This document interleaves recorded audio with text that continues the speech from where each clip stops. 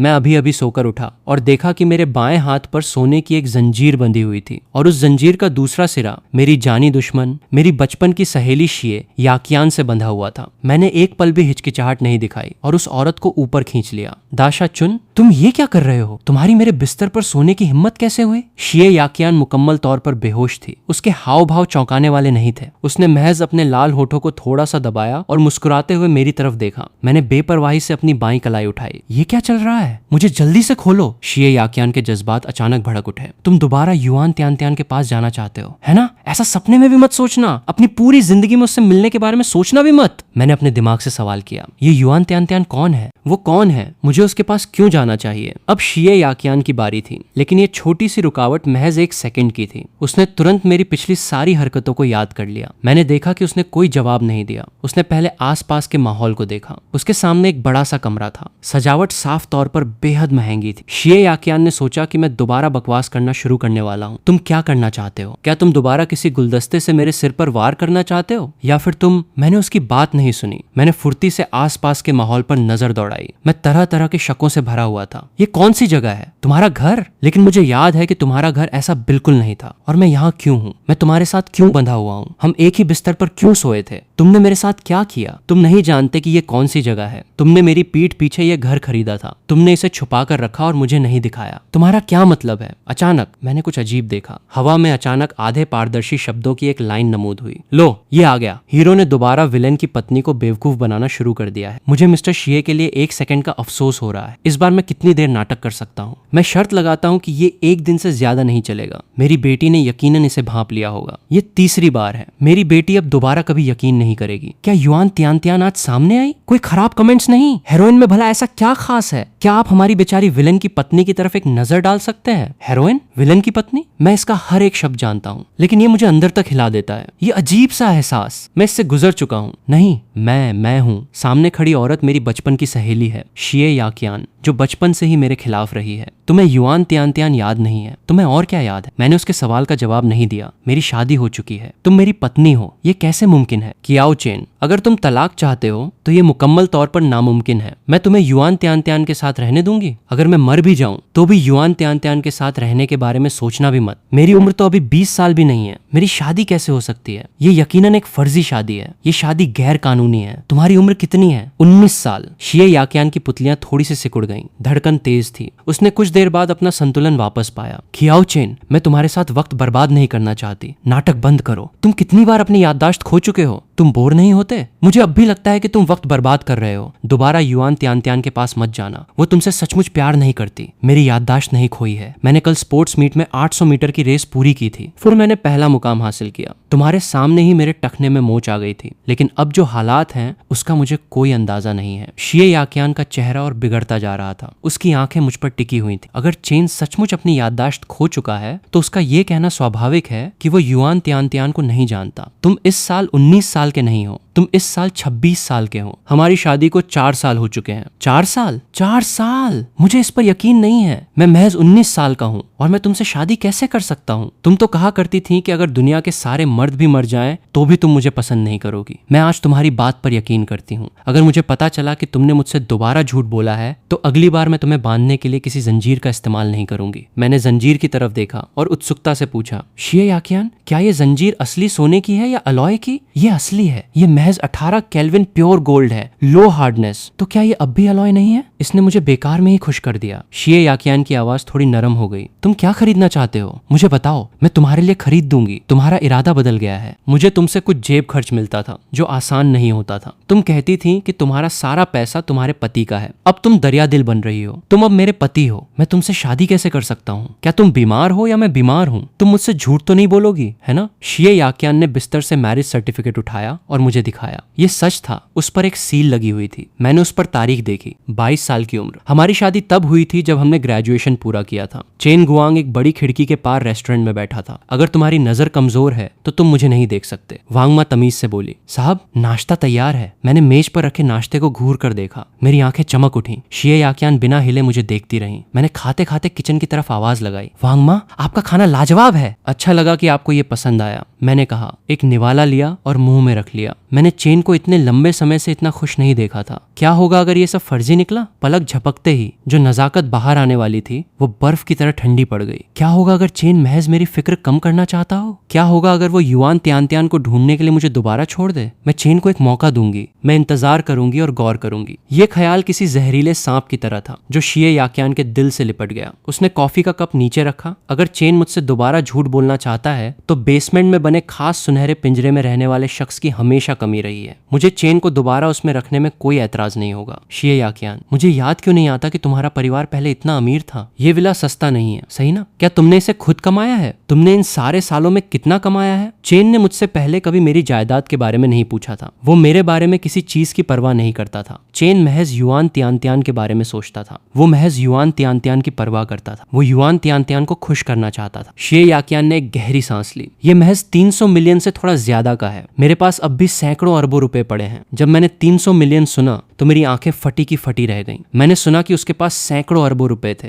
मेरी आंखें फटी की फटी रह गईं। ये तो हद से ज्यादा अमीरी थी।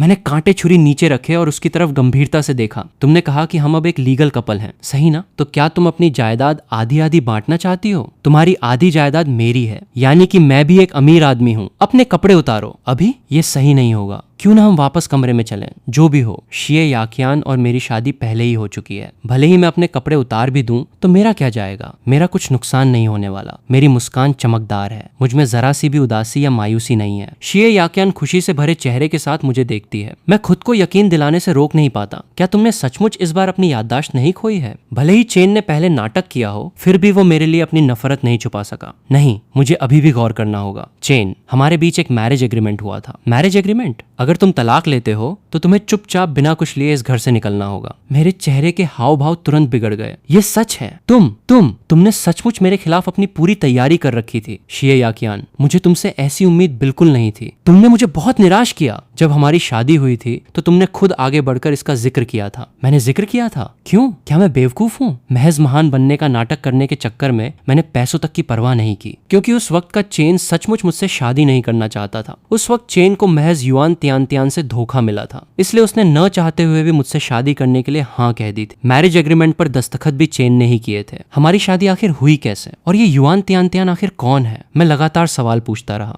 जैसे ही मैंने ये सवाल पूछा, मेरी नजरें एक बार फिर उन कमेंट्स पर जा टिकी। चेन, युआन त्यान तुम्हारी पत्नी है। प्लीज, उसकी पत्नी शिये याकियान है, वो भी लीगल वाली। क्यान और चेन की जोड़ी मुकम्मल तौर पर मेड फॉर इच अदर है। वे लोग तुमसे लड़ रहे हैं जो चाहते हैं कि उनकी बेटी गद्दी पर बैठे। धोखेबाज कभी हीरोइन बनने के काबिल नहीं होते। जब हीरोइन को सब याद आ जाएगा तो वो यकीनन हीरोइन के पास वापस लौट आएगी। तुम जोकर लोग, प्लीज इस जोड़ी को मत तोड़ो, ठीक है? इन कमेंट से मुझे समझ आया कि मैं, शिये याकियान और वो युआन त्यान किसी लव नॉवेल के हीरो, विलेन पत्नी और धोखेबाज हीरोइन है। लेकिन वो औरत आखिर दिखती कैसी है? मैं भला उसके लिए अपनी जान देने को कैसे तैयार हो सकता हूँ? शिये याकियान एक तरफ काफी देर तक हिचकिचाती रही। उसने कहा, युआन त्यान तुम्हारा पहला प्यार है। तुम उसके लिए मुझसे लगातार झूठ बोलते आ रहे हो, हर तरह के झूठ, हर तरह की मक्कारी। उस मैरिज एग्रीमेंट पर साइन क्यों किए गए थे? मैं भी कितना बड़ा बेवकूफ हूँ। शिये याकियान ने मुझे इस हालत में देखा। चेन, सुबह तुम अपनी याददाश्त खो चुके थे, अब तुम खुद को ही कोस रहे हो। क्या फैमिली डॉक्टर को बुलाने की जरूरत है? नहीं, मैं बिल्कुल ठीक हूँ। शिये याकियान ने मेरी इन अजीब हरकतों को दिल पर ले लिया। ये बहुत अजीब है। चेन ने आज जो कुछ भी किया वो बहुत अजीब है। क्या चेन ने चुपके से युआन त्यान से कांटेक्ट किया था? युआन त्यान ने चेन से क्या कहा था? क्या याददाश्त खोने का ये नाटक सचमुच महज एक सोची समझी साजिश है? इसका मकसद महज मुझे बेफिक्र करना है? लेकिन सब कुछ ऐसा लग रहा है मानो वक्त पीछे लौट गया हो, उस दौर में जब चेन युआन त्यान से प्यार नहीं करता था। शिये याकियान की आंखें मद्धम पड़ गईं। उसके दिल में शक किसी पतंग की तरह ऊंचा उड़ने लगा। शिये याकियान ने नाश्ता किया। कंपनी में अभी भी काम बाकी है। वो बाहर जाने ही वाली थी। मैंने अभी तक खाना खत्म नहीं किया था। मैंने देखा कि शिये याकियान बाहर जाने वाली है तो मैं उसके पीछे पीछे चल दिया। तुम कहाँ जा रही हो? काम पर। मैंने सिर हिलाया। मैं भूल गया था। मेरा क्या? मैं कहाँ काम करता हूँ? मैंने अपना सिर उठाकर पूछा। तुम्हें बाहर जाने की इजाजत नहीं है? क्यों?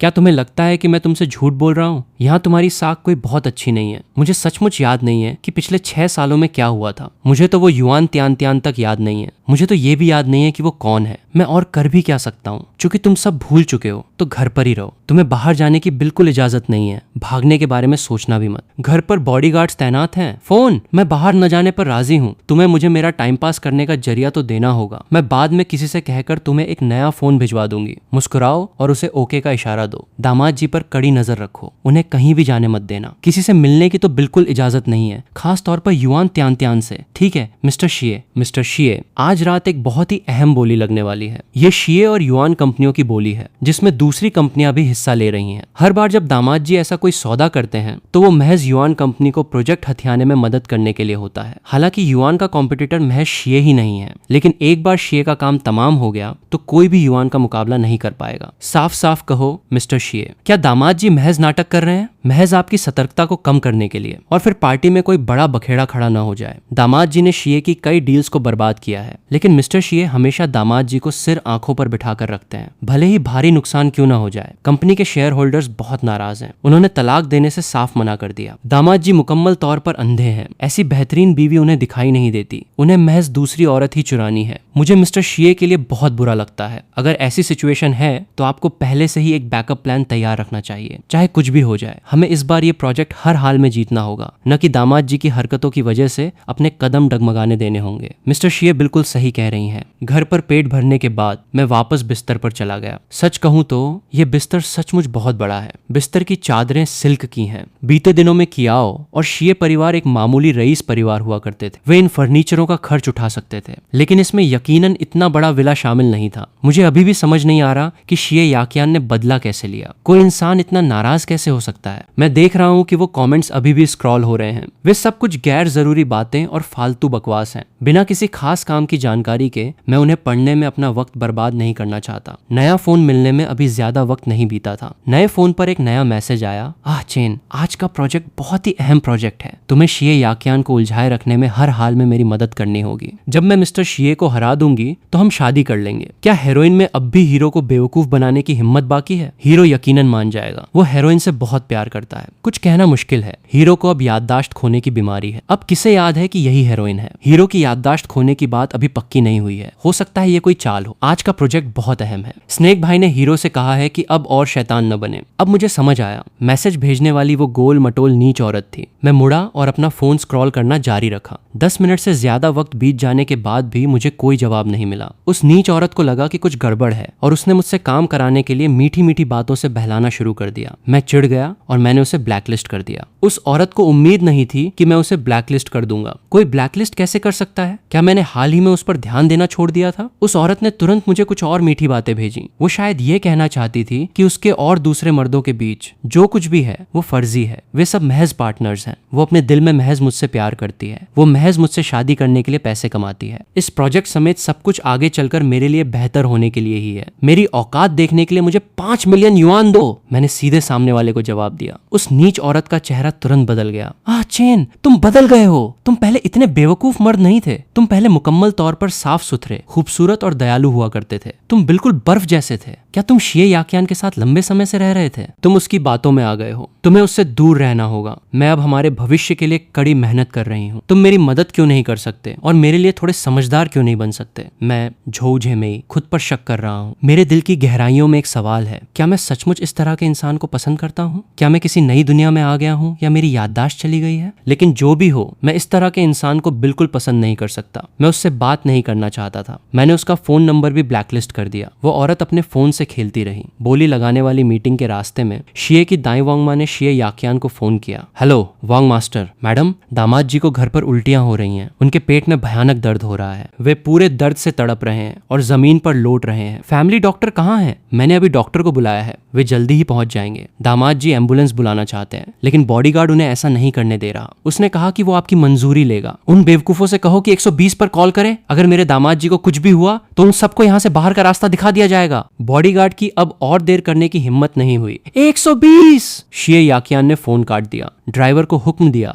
गाड़ी मोड़ो मिस्टर शिए, हमारी बोली लगाने वाली मीटिंग शुरू होने वाली है। मेरे दामाद के पेट में इस वक्त दर्द हो रहा है। मैं समझती हूँ कि तुम्हारे कहने का क्या मतलब है, लेकिन मेरी जगह पर चेन हमेशा नंबर 1 है। भले ही हर बार जब भेड़िया आता है तो वो महज एक झूठ होता है। मैं अगली बार भी यकीन करना जारी रखूंगी। चेन मुझसे अनगिनत बार झूठ बोल सकता है, लेकिन मैं एक बार भी इसे इग्नोर नहीं कर सकती। मैं कोई खुशकिस्मत इंसान नहीं नहीं हूँ। मैं चेन को खो नहीं सकती। मैं चेन को खोने का दर्द बर्दाश्त नहीं कर सकती। जी। जूजू ने अपना मुंह खोला और आखिरी हिदायत पर समझाने की कोशिश की। आने वाली बोली की मीटिंग के पहले चौराहे पर खड़ी काली रोल्स रॉयस ने फुर्ती से गाड़ी मोड़ी और सही समय पर शिये के घर की तरफ निकल गई। शिये याकियान ने एक गहरी सांस ली। मैंने उम्मीद नहीं की थी कि ये कोई और सोची समझी साजिश हो सकती है। इस बार ये बहुत बड़ा इत्तेफाक है। इसका मकसद मुझे बोली कि मीटिंग में जाने से रोकना हो सकता है, लेकिन मेरे पास कोई रास्ता नहीं है। मैं दांव लगाने का जोखिम नहीं उठा सकती। मुझ में दांव लगाने की हिम्मत नहीं है। भले ही भेड़िए के आने की कहानी 100 बार दोहराई जाए, मुझे 101वीं बार भी बिना किसी हिचकिचाहट के चेन की तरफ भागना होगा। एम्बुलेंस आ चुकी है। मैं दामाद जी को अस्पताल भेज रही हूँ। ठीक उसी समय मोबाइल फोन कांपता है। ये वांग माँ की तरफ से आई खबर है। जूजू टैबलेट पर बोली में होने वाली देरी को फुर्ती से संभालती है। शिये याकियान लगातार खिड़की से बाहर घूरती रही। कार इमरजेंसी बिल्डिंग के सामने आकर रुक गई। शिये याकियान इमरजेंसी रूम के दरवाजे की तरफ लगभग भागती हुई अंदर घुसी। वांग माँ और कुछ बॉडीगार्ड्स वहां बेताबी से इंतजार कर रहे थे। वांग माँ ने उन्हें देखा। मैडम, मेरे दामाद जी कहाँ हैं? वे अंदर हैं। डॉक्टर जांच कर रहे हैं। शिये याकियान इमरजेंसी रूम के दरवाजे की तरफ बढ़ी। दरवाजे के कांच की खिड़की से वो महज अंदर हिलते डुलते सायों को देख सकती थी। उसने अपनी मुट्ठी भींच ली और खुद को शांत करने पर मजबूर किया। वह अपने पास खड़े बॉडीगार्ड की तरफ मुड़ी। उसकी आवाज तेज नहीं थी, लेकिन वो बर्फ की तरह ठंडी थी। तुम्हें एम्बुलेंस बुलाने से किसने रोका था? एक लंबा बॉडीगार्ड अपना सिर झुकाकर एक कदम आगे बढ़ा। आपने मुझसे पहले कहा था कि अगर दामाद जी को इमरजेंसी कांटेक्ट की जरूरत हो या एम्बुलेंस बुलानी हो तो मुझे तुमसे उनकी मुकम्मल सुरक्षा पक्की करने की जरूरत है, न कि उन्हें दर्द सहने पर मजबूर करने की। अगर उन्हें कुछ हो जाता तो इसकी भरपाई कौन कर सकता था? बॉडीगार्ड बर्फ की तरह ठंडा पड़ गया। उसकी दोबारा हिलने की हिम्मत नहीं हुई। तभी इमरजेंसी रूम का दरवाजा खुला। डॉक्टर, मेरे पति कैसे हैं? उन्हें एक्यूट गैस्ट्रोएंटराइटिस है। पेशेंट बहुत दुबला पतला है। वो ज्यादा नहीं खाता। इस बार उसने एक ही बार में बहुत ज्यादा खा लिया। पेट पर बोझ हद से ज्यादा बढ़ गया था, जिससे भयानक मरोड़ और उल्टियां होने लगी। उसने दवा ले ली है। अब दर्द कम हो गया है। उसे ऑब्जर्वेशन रूम में रखा गया है। वो ठीक है, आप फिक्र मत कीजिए। पेशेंट का दिल आखिरकार भारी बोझ से हल्का हो गया। ये एक तरह का सांस का रुकना था, लेकिन ये राहत की बात ज्यादा थी। शिये याकियान ने राहत की एक गहरी सांस ली। Thank you doctor. क्या मैं अब अंदर जाकर उनसे मिल सकती हूँ? हाँ, पेशेंट को अब आराम की जरूरत है। कृपया शांत रहिए। शिये याकियान ने सिर हिलाया, धीरे से दरवाजा धकेला और अंदर आ गई। मैंने बिस्तर पर अपनी आंखें मूंद ली। मेरा चेहरा अब भी थोड़ा पीला पड़ा हुआ था। मेरे हाथ में सुई लगी हुई थी। वो पारदर्शी दवा धीरे धीरे एक एक बूंद टपक रही थी। जब मैंने कदमों की आवाज सुनी तो मेरी पलकें फड़क उठी। जब मैंने अपनी आंखें खोली और उसे देखा तो मुझमें उलझे हुए जज्बात पल भर के लिए चमके। ये मानो एक अचरज जैसा था। ये मानो कुछ और ही था। क्या आपकी कोई अहम मीटिंग नहीं थी? मेरी आवाज थोड़ी भारी थी। शिये याकियान के चेहरे पर एक ऐसी चमक आई जिस पर ध्यान देना मुश्किल था। तुम्हें कैसे पता चला? मुझे शक है कि मालिक ने जानबूझकर उसे बोली लगाने वाली मीटिंग से दूर बुलाने के लिए फोन किया था। मैं तैयार था। भले ही वो नहीं आया तो भी उसके नीचे काम करने वाले लोग कमजोर नहीं थे। जब मालिक रोया तो मैं एक कुत्ते की तरह आ गया। मालिक को कैद करने में मेरा साथ दो। मैं कैद का खेल देखना चाहता हूँ। मुझे आज अपने फोन पर एक मैसेज मिला था जिसमें आपसे तुम्हें उलझाए रखने के लिए कहा गया था। कैसी अहम मीटिंग? शिये याकियान, तुम्हें मुझ पर यकीन करना होगा। मुझे अब याददाश्त खोने की बीमारी है। भले ही हम इससे न निपटें तो भी मैं दूसरों की मदद करके तुम्हें नुकसान नहीं पहुंचाऊंगा। ये मत कहो कि मैं अब उसे नहीं जानता। भले ही मैं उसे जानता भी होता तो भी मैं इस तरह तुम्हारे करियर को बर्बाद नहीं कर सकता था। अगर ये हमेशा के लिए हो जाए तो ये बहुत बेहतरीन बात होगी। शिये याकियान ने मेरा फोन लेने की कोशिश की। अगर ये पहले की बात होती तो मैं बहुत घबरा जाता। इस बार मैंने अपना फोन लिया और उसके लिए अनलॉक कर दिया। फिर मैंने युआन त्यान की तरफ से भेजा गया प्रस्ताव और मीठी मीठी बातें देखी। मेरी आंखें दोबारा बंद हो गईं। मैसेज पढ़ने के बाद ये सचमुच वैसा ही था जैसा मैंने कहा था। मैं सचमुच राजी नहीं हुआ था। मैं तो महज इत्तेफाक से अस्पताल आया था। क्या मैंने ये नहीं देखा था कि मैं 26 साल की उम्र में बहुत दुबला पतला था? मैं तो महज अपने शरीर को ठीक करने के लिए ज्यादा खाना चाहता था। इसके नतीजे में किसे पता था कि मैं इस वक्त इतना दुबला पतला था? शिये याकियान ने लंबे समय से कुछ नहीं सुना था। मैंने उससे इतनी सारी बातें की। काश मैं उसे अपने साथ हुई हर एक छोटी से छोटी बात बता पाता। ऐसा लगता है कि मैं सचमुच युआन त्यान को भूल चुका हूँ। वो मुझे दोबारा अपनी आंखों में देख सकती है। शिये याकियान अस्पताल में मेरी रखवाली कर रही थी। खिड़की के बाहर रात स्याही की तरह काली थी। कभी कभी कॉरिडोर में मुझे नर्स के कदमों की आवाज याद आती थी। ड्रॉपर में से लिक्विड नीचे टपक रहा था। उस ठंडे वक्त की तरह मैं बीमारों वाले बिस्तर पर टेक लगाए बैठा था। मेरा चेहरा अब भी थोड़ा पीला पड़ा हुआ था। मेरी आंखें खौफनाक हद तक चमकदार थीं, मानो मैं किसी भूली हुई बीती जिंदगी के कोहरे से बाहर निकलने के लिए बेताब था। मैंने बहुत सारे सवाल पूछे। ये सब उन 6 सालों के बारे में था। ये वो सब था जो मैं शिये याकियान के बारे में भूल चुका था। शुरुआत में ये महज एक छोटा सा जवाब था। मैंने यहाँ तक कि उस टॉपिक को उठाने की कोशिश की। उसके लिए वे वे 6 साल अनगिनत अनहोनी के इशारों का सन्नाटा थे। ये मेरी आंखों का पिछला हिस्सा था जो मुझे घूर रहा था। ये उसके दिल की गहराइयों में बसा हुआ था। ये लगभग वैसा ही था मानो मैं खुद को निगल रहा था, बेहद बेबस। वो उसके और मेरे बीच के सबसे नापसंद 6 साल थे। वो इसका जिक्र नहीं करना चाहती थी, एक शब्द भी नहीं। लेकिन हर बार जब वह मुकम्मल तौर पर खामोश होना चाहती तो उसकी आंखें हमेशा मेरी उन आंखों से टकराती जिन्हें मैं भूल चुका था। इसमें कोई याद नहीं बची थी। छिपाने या जिद से जो बात सामने आई वह महज एक साफ सुथरी उत्सुकता थी। यह शुरुआती पतझड़ के पानी की तरह बिल्कुल साफ था। यह बीते वक्त की किसी भी धूल को नहीं दिखा सकता था। ऐसी आंखों के जोड़े के साथ उसने पाया कि वह ऊंचाई पर खड़ी नहीं रह सकती थी। वे कड़वे टुकड़े फिर भी मेरे जरिए थोड़े थोड़े करके पूछे गए। उस युवान के बारे में क्या? मैं उसे कैसे जानता था? शिए याकियान की उंगलियों ने अनजाने में बिस्तर के किनारे की मालिश की। लोहे की बीम उसकी उंगलियों के पोरों से गुजरी। उसकी आवाज सपाट और भारी थी। युआन तियान हमारे स्कूल की एक पोस्ट ग्रेजुएट स्टूडेंट है। तुम्हारे टखने में मोच आने के बाद मैं तुम्हें स्कूल के अस्पताल ले गई थी। बाद में जब भी तुम्हारी जांच होती या दवा बदली जाती मैं तुम्हारे साथ जाती थी। लेकिन आखिरी बार तुम मुकम्मल तौर पर ठीक हो चुके थे।